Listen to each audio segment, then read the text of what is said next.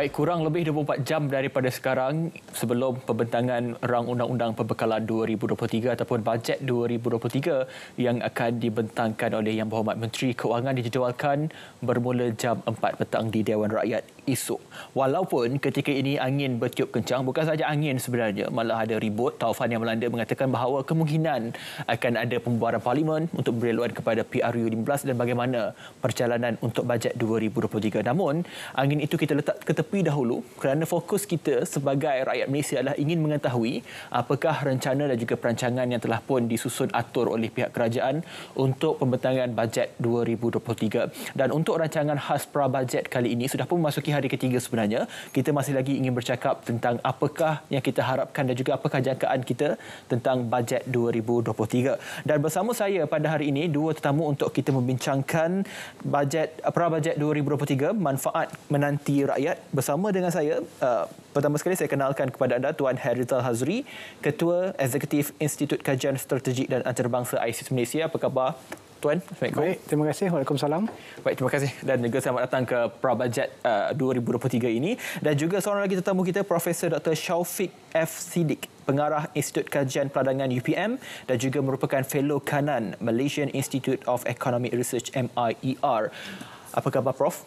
Baik, terima kasih. Terima kasih kedua tetamu yang sudah pun berada di sini untuk kita bercakap tentang apakah manfaat menanti rakyat, dan ini adalah pra-bajet. Sudah tentu kita menantikan hari esok dan kita sama-sama menantikan debarannya apakah berlaku dan apakah yang diperuntukkan kepada kita semua, adakah lebih baik dan juga lebih tinggi peruntukannya berbanding 2 tahun kebelakangan ini. Baik, saya ingin lontarkan soalan pertama ini kepada kedua-dua tetamu. Mungkin saya mulakan dengan Tuan Harizal terlebih dahulu. Kalau kita cakap soal apakah manfaat menanti rakyat ini, sudah tentu setiap kali pembentangan kita akan tertanya apakah jangkaan kita, sektor manakah yang difikirkan akan mendapat peruntukan paling tinggi untuk kali ini. Tuan. Okey, terima kasih. Pertama sekali, terima kasih kerana menjemput saya untuk menghadiri sesi perbincangan ini. Bagi saya nak bagi sedikit konteks bajet 2023 ni. Yang pertama sekali adalah sangat penting untuk kita ingat bahawa bajet 2023 ini bukan sahaja sebenarnya satu bajet yang akan dapat mengembangkan ekonomi kita, tetapi kita juga harus ingat bahawa bajet ini dilakar di dalam konteks ekonomi antarabangsa dan geopolitik antarabangsa yang sangat tidak tentu. Jadi bagi saya adalah sangat penting untuk tidak melihat kepada sesuatu sektor ekonomi sahaja, tetapi melihat secara menyeluruh bagaimana bajet ini mungkin dapat melindungi negara kita daripada renjatan-renjatan ekonomi dan juga krisis politik antarabangsa. Jadi bagi saya ini adalah satu detik atau satu masa yang sangat kritikal untuk Malaysia, dan tentu sekali bajet ini ditulis dengan mengambil kira bagaimana kerajaan dapat mendepani cabaran yang bakal berlaku. Bagi saya agak jelas bahawa politik dunia dan ekonomi antarabangsa akan melalui zaman-zaman yang agak getir pada tahun hadapan. Jadi dalam konteks yang menyeluruh itu, tentu sekali setiap cabaran itu ada juga peluang-peluang yang tercipta. Jadi saya merasakan tentu sekali yang pertama, bajet ini akan melihat bagaimana ia dapat melindungi rakyat, mengurangkan kesan itu ataupun bebanan perubahan ekonomi dunia dan ketegangan politik antarabangsa yang mungkin akan secara langsung memberi tekanan kepada rakyat. Tapi bagaimana untuk buat itu? Jadi yang pertama bagi saya, bajet ini mungkin akan melihat cara-cara bagaimana untuk meningkatkan peluang pekerjaan. Itu sangat penting. Yang kedua, bajet ini mungkin juga akan melihat bagaimana caranya untuk memperkukuhkan security net, social security net untuk golongan yang bekerja, dan juga mungkin golongan yang orang panggil pekerja separa ataupun di gig economy yang semakin lama semakin membesar di Malaysia. Jadi ini beberapa perkara yang penting. Daripada sektor perniagaan pula, tentu sekali Malaysia ini kita ada banyak small medium enterprises ataupun perniagaan kecil dan mikro. Jadi adalah sangat penting bajet ini untuk memikirkan ataupun memberikan ruang bagaimana untuk membantu perniagaan-perniagaan kecil atau peniaga-peniaga kecil untuk terus mendepani keadaan iklim yang tidak menentu ini. Dan yang ketiga, kita harus ingat hari ini kita bercakap kita dah tak pakai mask lagi. Banyak orang di luar dan dah tak pakai mask, dan ini adalah antara saya rasa kejayaan kerajaan ya, di mana kita adalah antara negara yang mempunyai kadar vaksinasi yang tertinggi di dunia. Dan di Asia Tenggara kita juga adalah negara yang tertinggi mempunyai kadar vaksinasi. Namun begitu, kita sedang melalui apa yang kita panggil winter wave ya. Dan setiap kali ada musim sejuk ini di hemisfera utara, kita akan kemungkinan melihat timbulnya varian-varian baru dan sebagainya. Dan ini yang sangat membimbangkan. Jadi pada masa kita baru nak keluar daripada pandemik ini, ada juga kebarangkalian ada varian baru dan memperkukuhkan kita punya kesihatan ya, ataupun sektor kesihatan di Malaysia. Saya jangkakan juga akan menjadi tema yang sangat penting dalam bajet pada tahun ini. Ya, itu jangkaan yang diberikan oleh Tuan Hairul sendiri, dan apa boleh kita katakan, kita perlu brace for impact apa yang bakal berlaku pada tahun hadapan. Mungkin kita nak dapatkan sikit jawapan daripada Prof. Sudah tentu sektor perlalangan akan menjadi satu perhatian di peringkat Prof. Bagaimana Prof? Sebelum saya cakap tentang pertanian, mungkin saya nak tambah sedikit apa yang Encik Harizal sebut tadi tentang PKS kita, perniagaan kecil, sederhana dan juga mikro.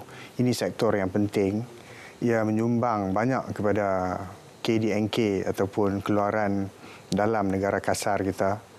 Pada tahun lepas saja ia menyumbang lebih kurang 37.4%. Sedikit menurun kalau dibandingkan pada tahun 2020. Jadi kita perlu meningkatkan produktiviti sektor PKS ini. Daripada sudut guna tenaga kerja, ia juga memberi pekerjaan hampir sekitar 47% kepada pekerjaan guna tenaga di negara kita.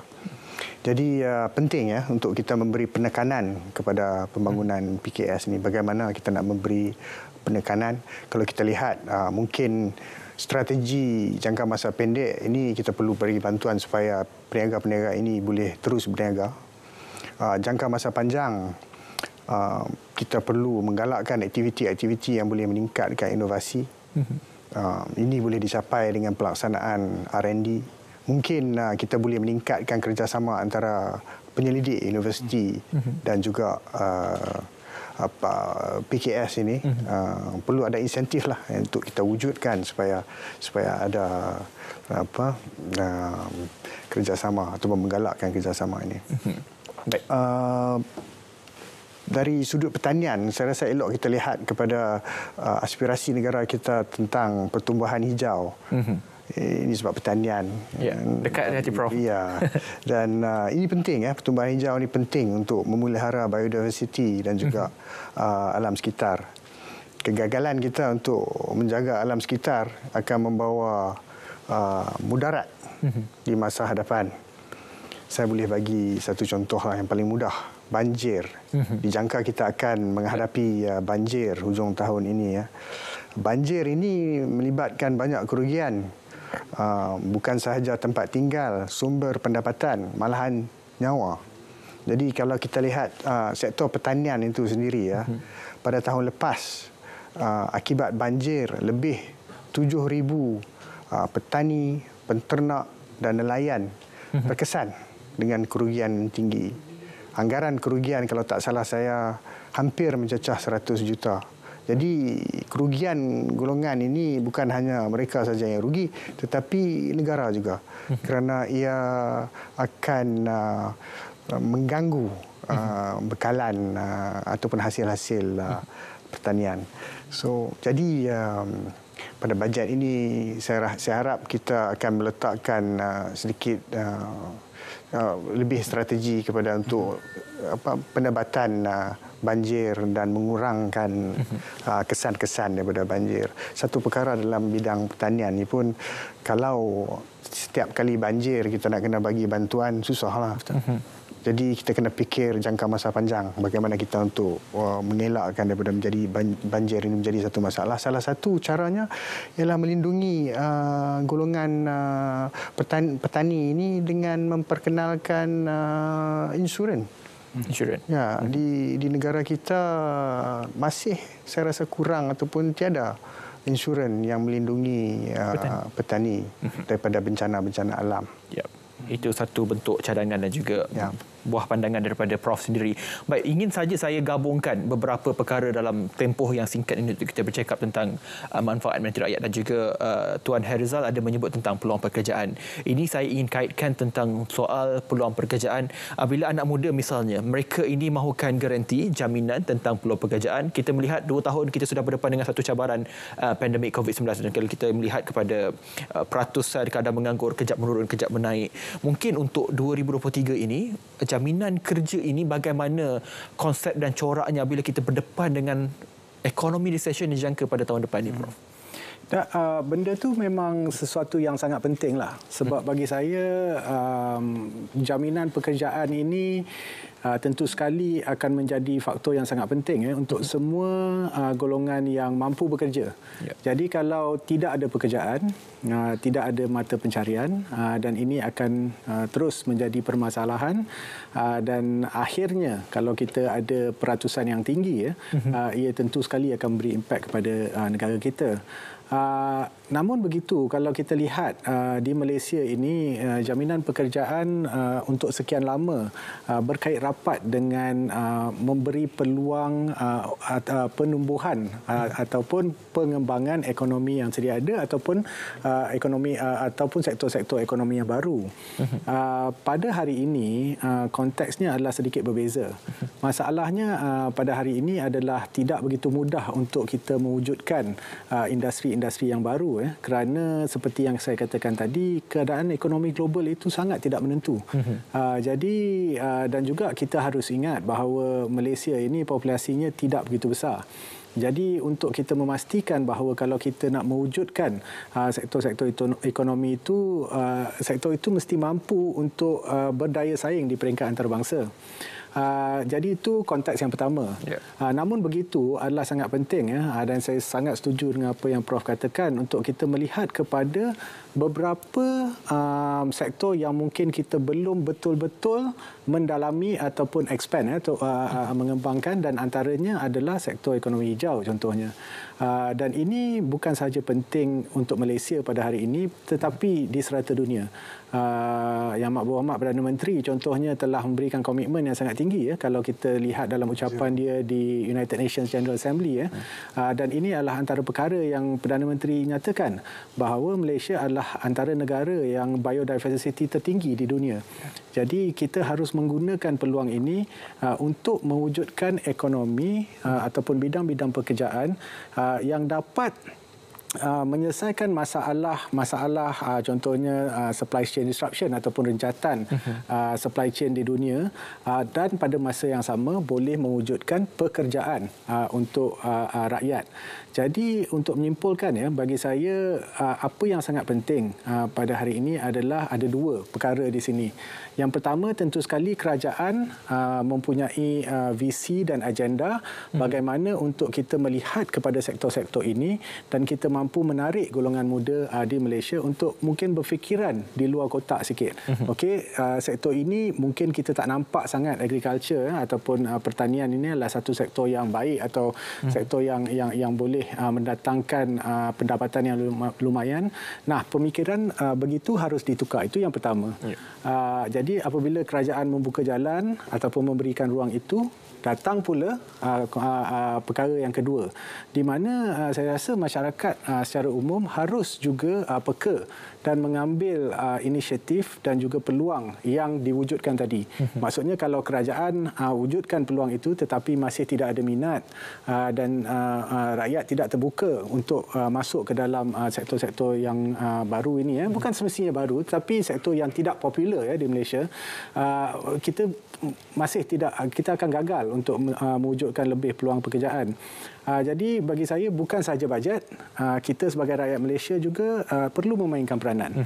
Kalau dua-dua kerajaan dan rakyat dapat memainkan peranan, tentu penting sekali kerajaan harus membuka ruang, tapi rakyat harus mengambil peluang. Dan saya rasa mungkin kita boleh melihat bagaimana kita dapat meningkatkan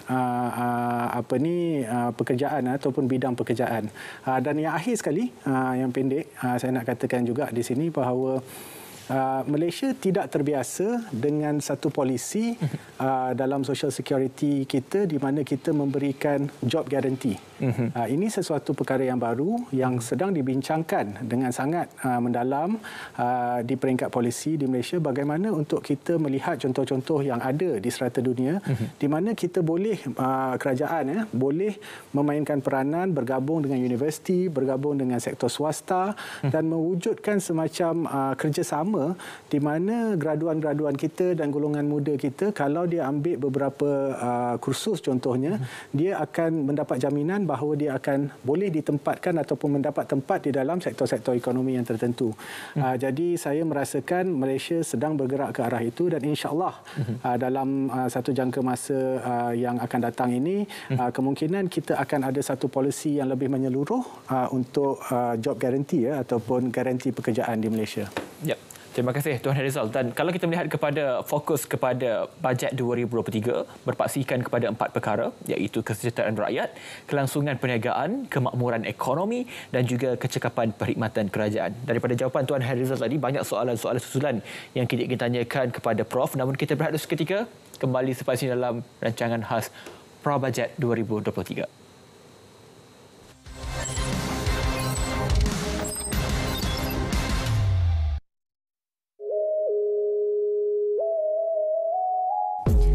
Why do we tell you stories? Relevant, New, efficient, accurate. reliable. We bring you extraordinary stories from around the world, from politicians, bankers, and even your favorite celebrities. This and many more on RTM's English News.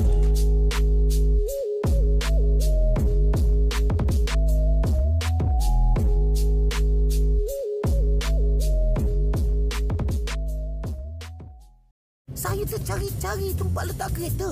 Puas cari tak jumpa-jumpa. Saya tengok jam.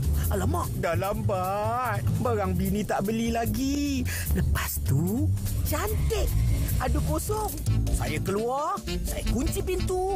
Terus masuk pasar raya. Saya pergi rak cari sarden, santan, buah. Yang lain tak sempat, lalu saya keluar.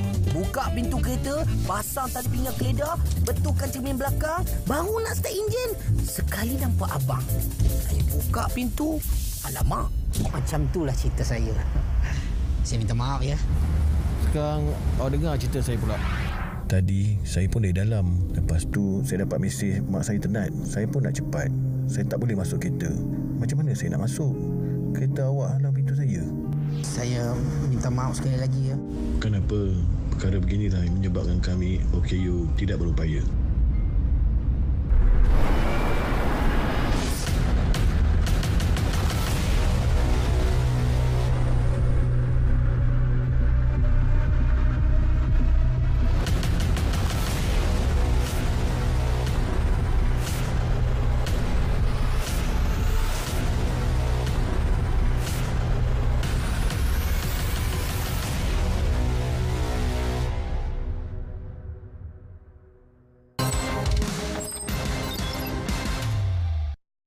Saya harap harga subsidi minyak diberikanlah dan harga barang dikurangkan. Harap kerajaan kontrol harga barang-barang untuk kehidupan seharian.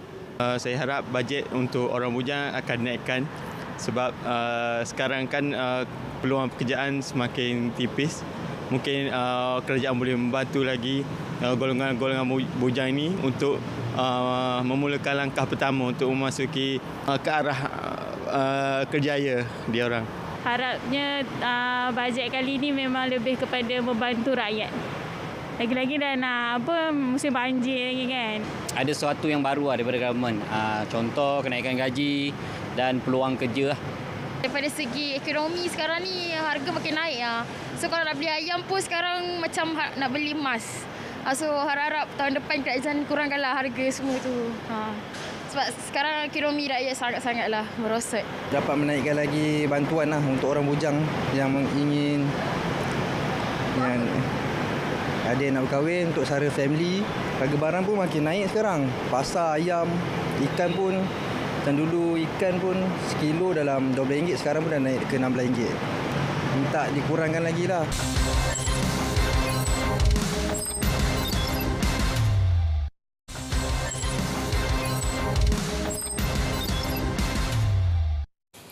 Baik, bertemu kembali dalam khas Pra Bajet 2023. Itu kita tanya pendapat orang ramai. Saya teruja kerana ada seorang nama yang sama seperti saya, Hafiz, ejaan pun sama. Dan kita lihat ramai juga keluhan anak-anak bujang ini. Mereka tanyakan tentang soal kerja, pendapat mereka tentang apakah mereka perlu lakukan. Ada yang nak kahwin tapi tiada duit sebabkan tiada peluang pekerjaan yang stabil dan sebagainya. Itu yang kita ingin kaitkan dengan apa yang Tuan Herzal kongsikan soal peluang pekerjaan yang perlu kita lakukan. Dan hari ini kalau kita ingat, lihat kepada konsepnya, bukan lagi job seeker tetapi job creator, ataupun bukan lagi kita mencari kerja tapi kita mencipta pekerjaan. Ingin saya kaitkan dalam sektor pertanian. Kalau kita lihat sektor pertanian ini, anak muda untuk venture dalam pertanian ini mungkin jauh sedikit mereka tidak berminat. Dalam soal ini, kalau kata kerajaan memberi satu bantuan tunai dalam sektor pertanian untuk menarik, adakah itu menjadi satu perangsang untuk menarik anak muda terlibat dalam pertanian cadangan, Prof? Sektor pertanian adalah sektor yang penting, understated. Tidak diminati ramai sebab dikaitkan dengan 3D. Dirty, dangerous and difficult. Susah, kotor. Susah, kotor dan bahaya. Tapi kalau kita lihat dengan penggunaan teknologi, bukan sahaja kita dapat meningkatkan produktiviti pertanian kita, tetapi kita dapat juga menarik golongan-golongan muda ini untuk masuk di dalam sektor pertanian. Sebenarnya terdapat banyak peluang kekayaan di dalam pertanian. Cuma kalau kita tanya orang muda ni, dia tak maulah kerja tengah panas dan sebagainya, dan berat dan susah. Tetapi dengan penggunaan mesin, dengan penggunaan teknologi, ia dapat ia menjadi menarik. Menarik, di samping itu dia meningkatkan produktiviti. Tetapi kita lihat kenapa sektor pertanian ini agak lembab dalam penggunaan teknologi. Kita lebih mudah untuk mengambil buruh asing, misalnya. Sebab polisi gaji di sini, jadi lebih mudah dan lebih murah untuk syarikat-syarikat mengambil buruh asing datang dan bekerja. Tetapi kalau gaji ditingkatkan, ada secara amnya, tak semestinya pertanian, secara amnya terdapat banyak faedah kalau kita ada peningkatan gaji. Kajian menunjukkan gaji yang tinggi akan meningkatkan produktiviti. Produktiviti yang tinggi akan menyokong ataupun memacu pertumbuhan ekonomi. Dia juga dapat menyelesaikan masalah struktur, seperti ia boleh menggalakkan penglibatan wanita di dalam sektor buruh. Dia juga akan, sebab gaji jadi tinggi, jadi syarikat-syarikat akan mula melabur dalam penggunaan teknologi, mempercepatkan penggunaan teknologi. Dia juga boleh mengurangkan jurang di antara golongan berada dan kurang berada. Jadi kalau kita berbalik kepada pertanian di sini, seperti saya sebut sebentar tadi, amat penting untuk kita menggalakkan penggunaan teknologi, pemodenan di dalam pertanian. Tetapi kita harus lihat juga kenapa pertanian di Malaysia ini kurang moden. Kalau dibandingkan dengan negara-negara lain, negara-negara di barat, kita tahu pertanian menggunakan teknologi yang tinggi, tetapi di Malaysia kita lebih suka untuk mengambil jalan mudah. Tetapi tak mudah mana, sebab kita lihat di masa pandemik COVID-19, kalau kita menggunakan banyak mesin, mungkin kita dapat masih menghasilkan pengeluaran pertanian. Tetapi kita bergantung kepada buruh-buruh daripada luar negara yang kita bayar dengan murah. Implementasi 4IR misalnya dalam bidang pertanian, itu paling penting apa yang dikongsikan oleh Prof. Baik Prof, Tuan Harizal, saya cuba bermain dengan apa yang dikongsikan orang ramai. Saya memetik kata-kata mereka yang bujang itu. Seolah-olah mereka ini adalah bujang yang tersakiti soal peluang pekerjaan tiada, bantuan tunai pun tiada. Kalau cakap soal tentang bantuan-bantuan ini, adakah bantuan tunai untuk tahun 2023 ini masih lagi relevan untuk dalam tempoh yang pendek, atau perlu lagi cara yang lain supaya kita tidak memberi ikan lah, kita beri pancing kepada mereka untuk memancing ikan sendiri? Tuan. Dia macam ni. Tapi sebelum saya jawab soalan tu, saya nak highlight something yang Prof cakap tadi. Dan saya setuju sepenuhnya. Tapi kalau saya boleh tambah, kalau kita memodernkan sektor pertanian contohnya, satu, ia baik untuk meningkatkan peluang pekerjaan, meningkatkan produktiviti, efisiensi dan sebagainya. Tetapi kita juga harus ingat bahawa teknologi itu sendiri adalah industri dia yang tersendiri. Dan teknologi untuk pertanian ini, kalau kita betul-betul negara ini menceburkan diri di dalam teknologi pertanian, itu sahaja boleh membuat kita sebagai negara mencipta mesin-mesin dan sebagainya. So, tingkat idea dan inovasi itu bagi saya sangat penting. Jadi orang muda tak semestinya melihat kepada sektor pertanian ni untuk dia jadi petani contohnya. Dia boleh sahaja berada dalam konteks yang lebih besar dalam bidang teknologi untuk sektor pertanian. Dan di situlah di mana kita boleh menjadi negara pengeluar contohnya untuk mesin-mesin yang berteknologi tinggi. Itu saya nak tambah sikit Prof. Sebab itu saya rasa banyak orang muda mungkin boleh berminat di dalam bahagian sains dan teknologi itu sendiri. Untuk menjawab soalan yang satu lagi ni tadi, memanglah orang bujang terkesan, tapi bayangkan kalau orang bujang terkesan, orang kahwin tu macam mana? Dan orang yang kahwin dan beranak-anak tu lagi macam mana? Jadi sebenarnya tekanan inflasi ini memang sebenarnya memberikan kesan kepada semua orang. Golongan yang berpendapatan rendah terutamanya, tetapi juga golongan sederhana dan juga golongan tinggi. Tidak ada yang terselamat daripada kenaikan inflasi. Dan setiap kali kita ada masalah inflasi ini, bebanan subsidi untuk kerajaan berikan itu adalah sangat tinggi dan kita harus ingat itu. Jadi kalau memang aspirasi rakyat, kerajaan harus mengawal harga contohnya, kerajaan harus mengawal harga minyak dan sebagainya. Tapi itu polisi-polisi itu tidak automatik dia harus datang dengan subsidi yang harus diberikan oleh kerajaan untuk memastikan harga tidak naik dengan secara melampau. Jadi di sini adalah sesuatu yang bagi saya sangat sukarlah untuk mencari jalan tengah yang sesuai untuk semua. Tetapi tentu sekali bagi saya kerajaan akan tetap melihat kepada bagaimana dia harus membuat targeted subsidi ataupun subsidi bersasar yang lebih berkesan. Kerana tentu sekali kita dah nampak pada tahun 2022 bebanan subsidi kepada kerajaan itu melonjak dengan sangat tinggi. Tentu sekali lah kita ada pandemik dan sebagainya, melonjak dengan begitu tinggi. Dan 2023 saya jangkakan tentu sekali ada bebanan subsidi kerana harga minyak, perang di Ukraine tak selesai lagi, COVID seperti yang saya katakan tidak selesai dan mungkin akan jadi lebih buruk. Kita minta berdoa supaya tidak, tapi kita tak tahu, tidak ada kepastian. Dan juga banyak negara-negara maju, contohnya United States of America ataupun Amerika Syarikat, mereka sendiri terkesan dengan inflasi ini dan mereka memainkan dasar fiskal di negara mereka dasar monetary di negara mereka yang memberikan impak kepada negara lain juga. Jadi kita seakan-akan seluruh dunia harus memasuki satu fasa seperti yang saya katakan pada awal tadi, sangat tidak menentu. Jadi bagi saya tentu sekali kerajaan harus terus memainkan peranan dan untuk menjawab soalan sama ada subsidi tunai ataupun direct cash kepada rakyat ini masih relevan atau tidak, jawapan mudahnya tentu sekali, tetapi untuk satu jangka masa yang pendek. Dan rakyat harus faham bahawa direct subsidi ataupun direct cash transfer kepada rakyat ini memang boleh mengurangkan beban untuk sementara waktu. Tetapi jika ia berlarutan, dia akan memberikan satu tekanan yang lebih besar kepada kerajaan. Jadi ia harus diimbangi dengan polisi-polisi yang lain. Jadi saya tidak ada satu magic wand ataupun apa orang cakap solution yang boleh menyelesaikan masalah ini untuk selama-lamanya, tapi to be focus untuk menjawab soalan saudara itu, ia benar, ia masih relevan, tetapi untuk satu jangka masa yang pendek, dan ia harus diimbangi dengan strategi-strategi yang lain supaya ia tidak akan bakal memberikan kesan yang lebih teruk ataupun kesan jangka masa panjang yang sangat berat untuk kerajaan. Tuan Rizal, mungkin saya boleh tambah kalau soal bajet bersasar itu pun satu masalah juga. Kerana kalau kita letakkan satu bajet bersasar itu, mungkin ada golongan, kita ada B40, M40. Katanya M40 juga terkesan namun tidak dapat sasaran subsidi itu.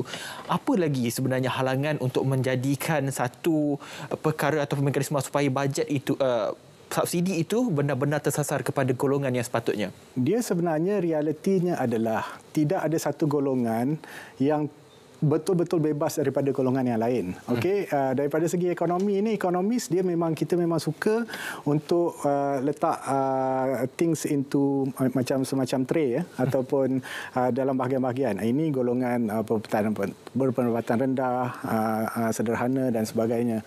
Tetapi bukannya maksudnya tidak ada kaitan dengan antara golongan berpendapatan rendah dengan sederhana dan golongan berpendapatan tinggi.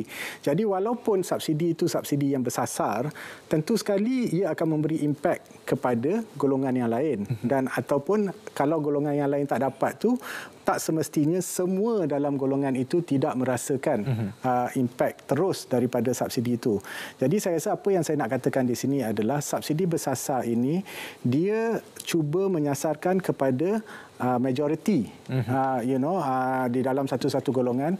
Tentu sekali tidak ada polisi yang dapat menyelesaikan 100% permasalahan itu. Apa yang ia boleh buat adalah ia mengurangkan impak, dan sebijak mana punlah strategi subsidi bersasar ini, tentu sekali akan ada golongan yang mungkin tidak terkesan secara langsung. Tapi itu juga seperti yang saya katakan tadi, ada mungkin bahagian-bahagian lain di dalam bajet itu yang boleh membantu golongan-golongan ini. Itu pendapat saya lah. Itu pendapat penting dalam soal subsidi bersasar dan sebagainya. Kita ada banyak lagi soalan, tapi Prof Syafiq, kita tunggu dulu seketika. Kita akan berehat sekali lagi. Kita akan kembali sebab ini kerana banyak lagi soalan kita ingin kaitkan untuk apa menanti rakyat untuk bajet 2023. Kita kembali selepas ini.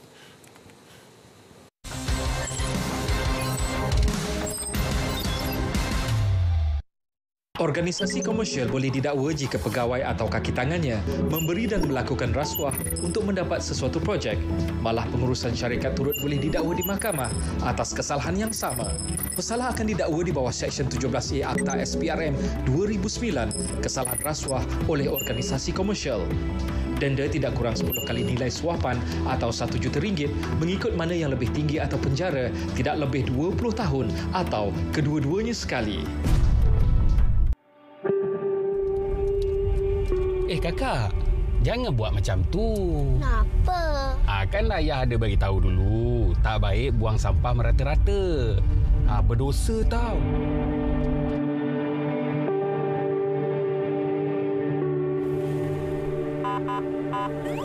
Kena dah. Saman ni. Tuan. Apa bagi, Cik? Minta IC, Cik? Boleh. Kesalahan lampu merah, Cik. Tuan, Tuan, kau timas kiran.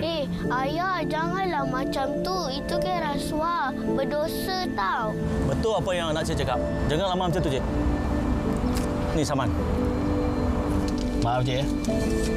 Hati-hati madu, Cik.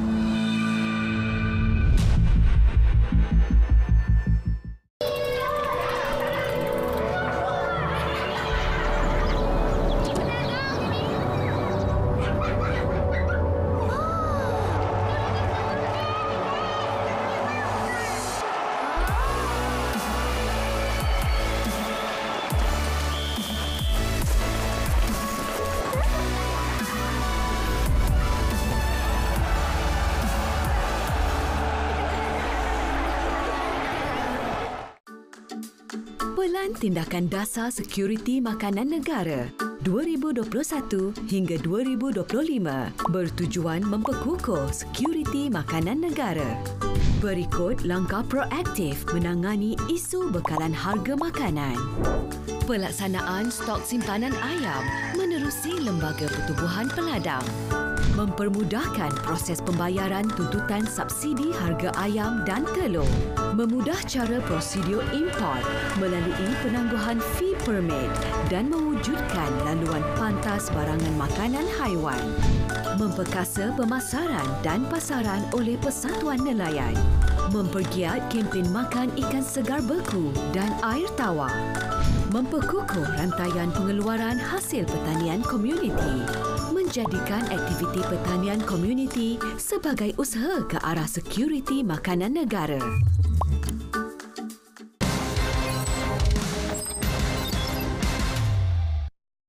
Saya rasa harapan untuk bajet tahun depan lebih fokus pada golongan B40 dan M40 untuk bantu lepas COVID habis ni. Harap kurangkan teks. Mungkin daripada bajet 2023 dana grant ke kita dapat lebih keluarkan produk lebih meluas. So kat situ usahawan perlukan dana yang banyak, lebih efektif lah untuk usahawan-usahawan mengeluarkan produk. Lebih banyak orang kata bagi bajet untuk golongan usahawan lah. Sebab banyak usahawan-usahawan sekarang drop kan. So harap boleh membantulah yang mana yang dah drop PKP selama 2 tahun. Allow kena upgrade supaya pelajar senang nak bayar macam-macam untuk masa dapat universiti itu semua. Saya harap kerajaan dapat tambah baik khusus kepada wanita di luar sana. Lebih-lebih terutamanya wanita daripada ibu tunggal, di kalangan ibu tunggal, wanita yang yang masih bujang.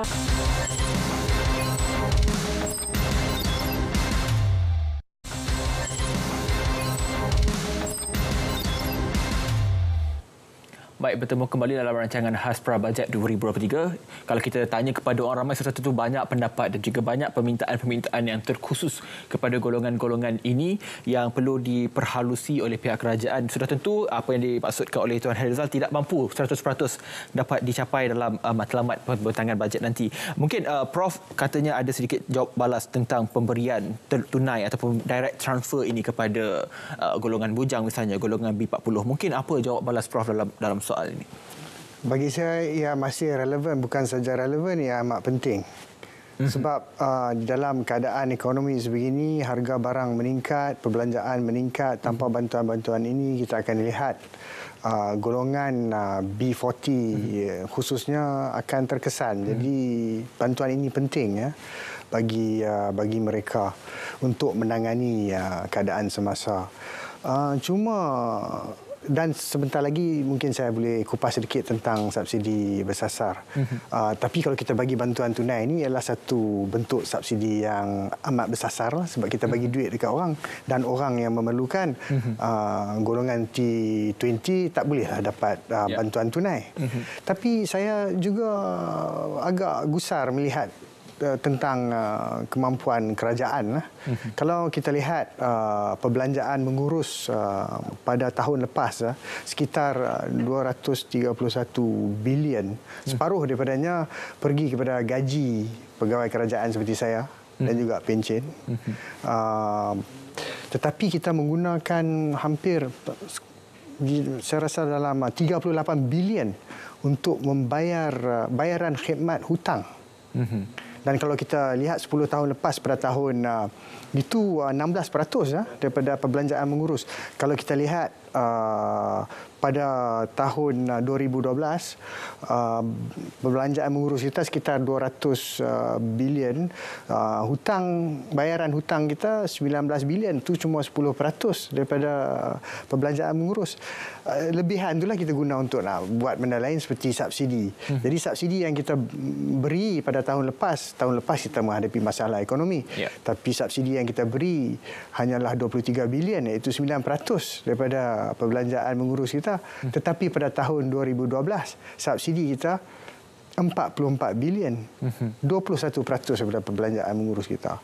Kita kena lihat balik bayaran khidmat hutang ni. Kita membayar hutang tu baguslah bila dalam keadaan sebegini kita mengambil defisit, pendekatan defisit, kita berhutang supaya kita nak berbelanja, membantu rakyat dan sebagainya. Tetapi ada juga hutang-hutang off balance sheet financing misalnya.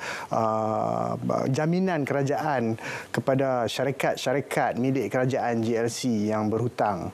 Kalau dia meniaga rugi, dia tak boleh bayar hutang, kerajaan terpaksa bayar dan dia akan masuk di dalam perbelanjaan mengurus ini. Ini akan menyebabkan ruang fiskal kita menjadi semakin sempit. Jadi kita makin kuranglah keupayaan kita untuk menggunakan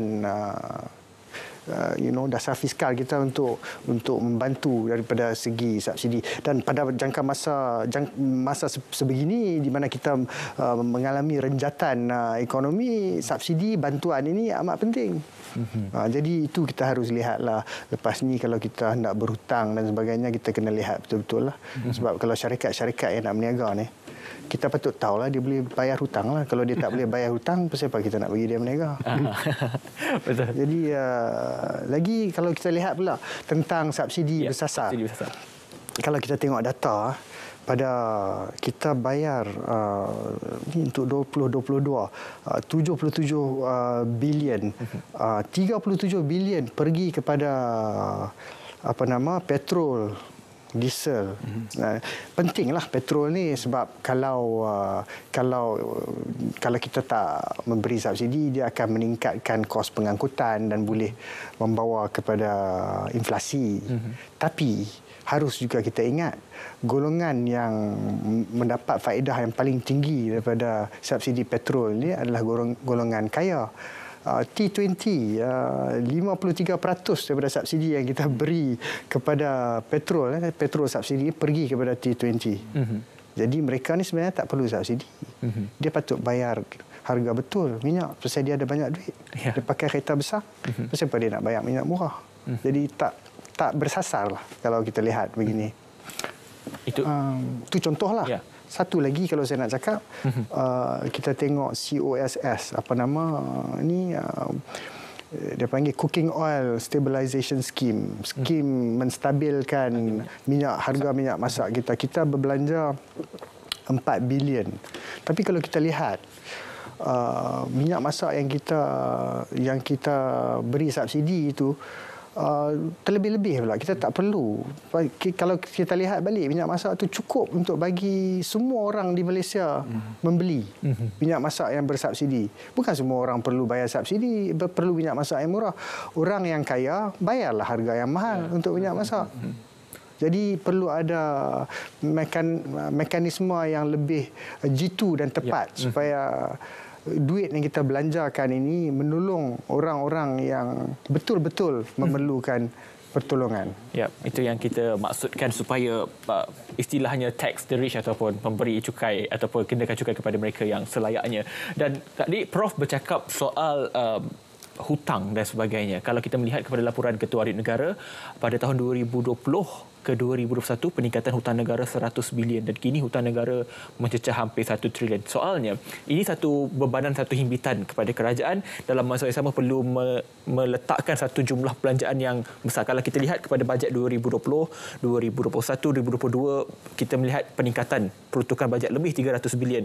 Kalaulah kata esok perbelanjaan ini adalah terbesar dalam sejarah, adakah itu menunjukkan satu indikator ekonomi kita dalam keadaan baik? Atau bagaimana cara kita ingin baca soal pembentangan esok ini, Prof? Saya rasa memang kerajaan perlu berbelanja. Selagi dia boleh belanja, dia terpaksa belanjalah. Dalam keadaan sebegini, kita tak boleh kedekut. Kita perlu berbelanja dan saya jangkakan perbelanjaan kita memang akan meningkat dan defisit kita memang akan bertambah. Tapi tak apalah. Dalam pada economic climate seperti ini, memang kita inilah polisi yang harus dilaksanakan. Tuan Hazri, adakah kalau kata besar bajet maka Baguslah bajet untuk kali ini. Dia sebenarnya dia bukan ikut saiz. Jadi kita tak boleh cakap kalau bajet tu besar, bajet tu bagus, dan kita tak boleh cakap kalau bajet tu kecil, bajet tu tak bagus.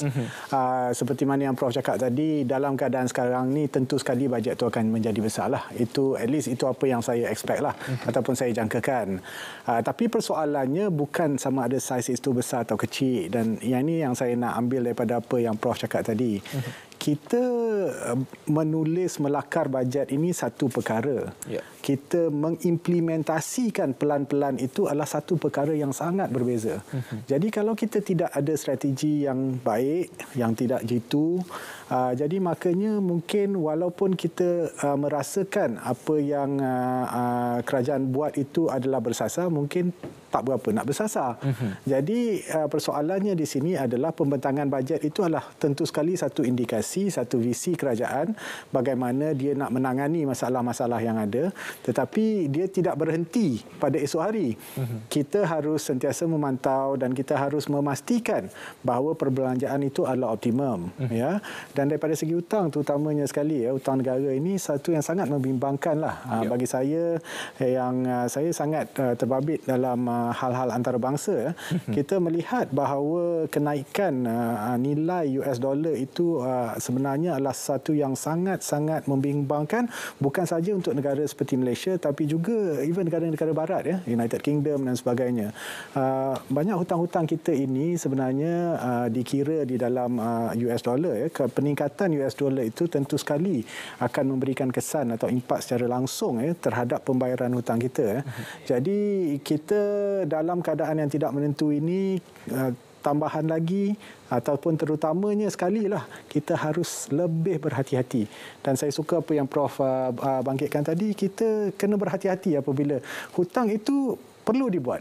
Dalam keadaan sekarang ini, saya merasakan ini kita kena ambil risiko itu. Tetapi kita tidak boleh bersahajalah. We have to be very careful. Kita kena memilih dan kita kena optimumkan cara bagaimana kita memberi ataupun memberi perlindungan, ya, kepada mungkin syarikat-syarikat yang kerajaan terpaksa tanggung kalau mereka tidak boleh membayar hutang mereka.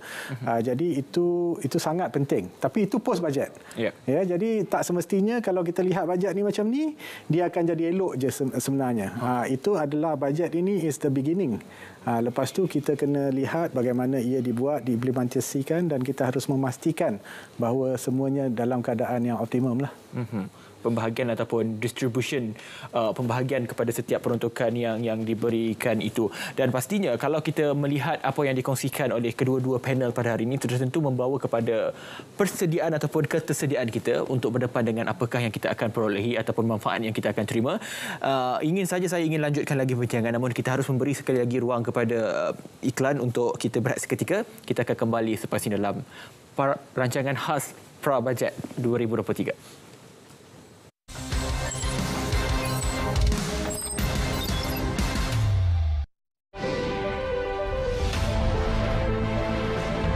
Himpunan peristiwa, kisah suka duka, konflik antarabangsa. Terkini kami rangkumkan secara komprehensif terus ke kaca TV anda. Saksikan berita dunia Isnin hingga Jumaat 11 malam di TV1 dan saluran berita RTM.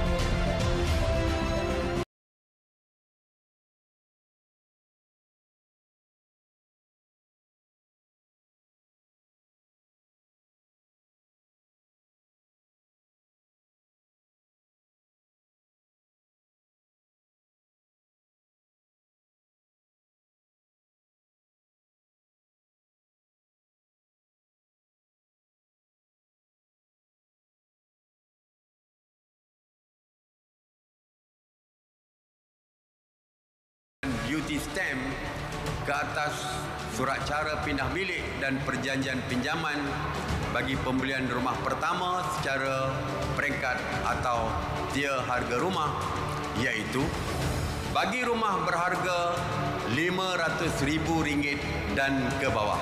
Insentif pengecualian duty stamp adalah sebanyak 100%. Yang kedua, Bagi rumah berharga melebihi RM500,000 sehingga RM1 juta, insentif pengecualian sebanyak 50%.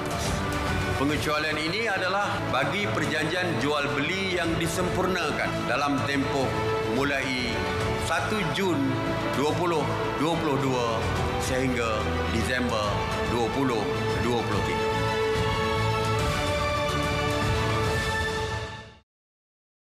Lidah ni memang tak bertulang, tapi mampu menjatuhkan negara.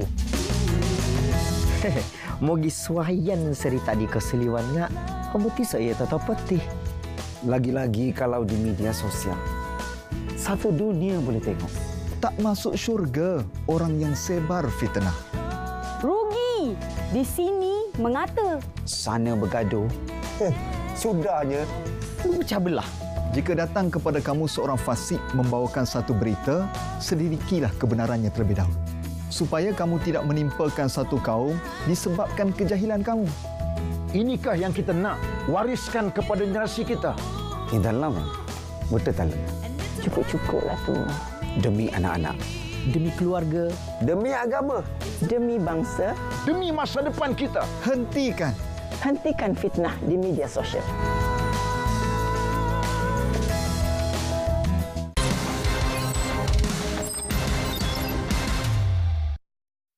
Harapan saya untuk bajet 2023 kali ini adalah kerajaan dapat mempertingkatkan mutu kesihatan dan bagi saya Kementerian Kesihatan adalah kementerian yang sangat vital dan krusial dalam negara kita.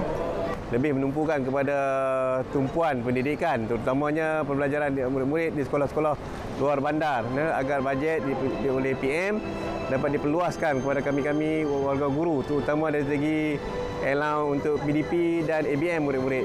Dapat orang kata membantulah untuk golongan kami seperti yang E-Hailing, P-Hailing untuk tingkatkan macam bagi bantuan lah, terutama untuk yang full time rider seperti kami. Sebab kami tiada pendapatan tetap, so dengan pendapatan yang kami tidak seberapa ni, harapan kami pihak kerajaan dapat pandanglah atau bagi sedikit bantuan pada kami. Sekarang era digital, jadi jika boleh peruntukan tool untuk digital diperbanyakkan. Kemudian perbelanjaan untuk meningkatkan talian digital supaya lebih akses lebih laju untuk menghadapi era digital, era pendidikan secara digital.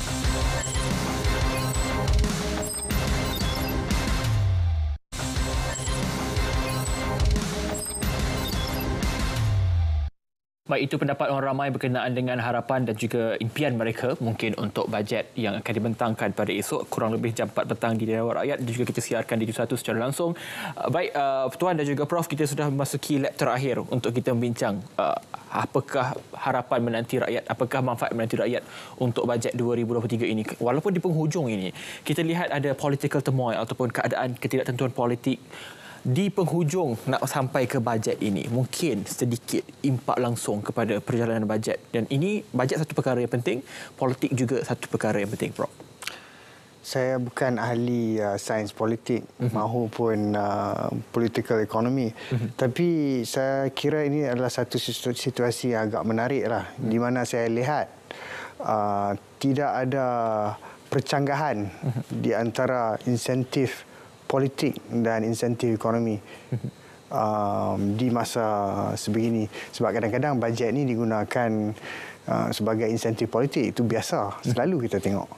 Tetapi pada masa ini, jika bantuan diberi kepada rakyat, kita tidak boleh menyatakan kata ini adalah satu cara untuk memancing undi. Sebab ini adalah pilihan raya ataupun tiada pilihan raya, ini adalah satu polisi yang perlu dilaksanakan pada masa sekarang. Jadi kepada sesiapa yang memerintah pada hari ini, untunglah. Bagi saya, sesiapa yang memerintah selepas ini pun perlu meneruskan polisi sebegini jika mereka mengambil pendekatan untuk melaksanakan subsidi, membantu rakyat daripada segi bantuan keuangan dan sebagainya. Ini bagi saya menariklah. Jaranglah kadang-kadang benda ini converge. Ya.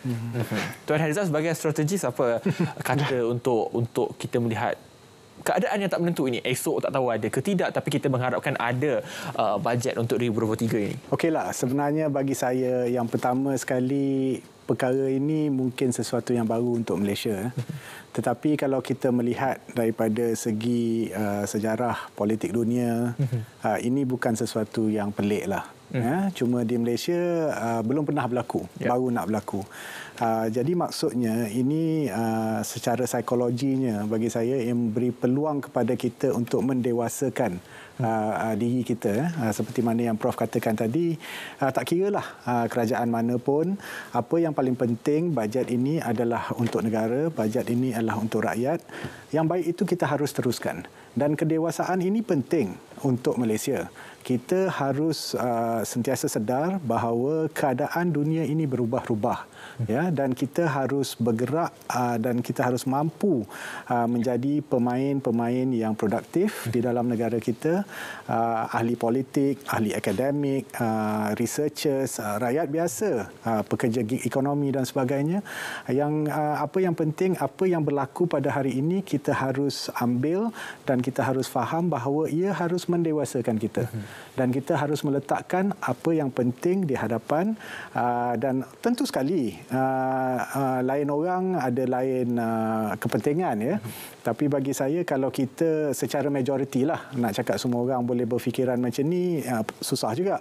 Tapi secara majoritinya, kita rakyat di Malaysia, kita tahu yang pentingnya adalah untuk rakyat dan untuk kepentingan negara kita, tanah air kita, insya-Allah. Tak kiralah ketidaktentuan itu bagaimana dan sebagainya, saya rasa kita mampu menanganinya. Yep, baik, itu dia dua jawapan yang merumuskan kepada perbincangan kita tentang apakah impak menanti rakyat untuk bajet 2023. Sekali lagi terima kasih kepada kedua tetamu. Sekali lagi Tuan Harizal Hazri, Ketua Eksekutif Institut Kajian Strategik dan Antarabangsa ISIS Malaysia, dan juga Profesor Dr. Shaufiq bin F.S. Siddiq, Pengarah Institut Kajian Peladangan UPM, Fellow Kanan Malaysian Institute of Economic Research MIER. Terima kasih. Kita mengharapkan supaya perbincangan ini membawa satu naratif baru kepada kita untuk memahami apa itu bajet 2023 yang akan dibentangkan esok. Dan esok kita akan teruskan perbincangan seawal jam 3 petang untuk menanti pembentangan bajet 2023 yang dijadualkan akan bermula jam 4 petang, yang akan dibentangkan oleh Yang Berhormat Menteri Keuangan sendiri langsung dari Dewan Rakyat, dan boleh tonton di semua platform RTM untuk dapatkan info lanjut berkenaan dengan bajet 2023. Terima kasih sekali lagi kepada kedua tetamu dan juga kepada anda yang menonton rancangan khas Pra Bajet 2023. Saya Hafidh Hussain. Jumpa lagi. Assalamualaikum.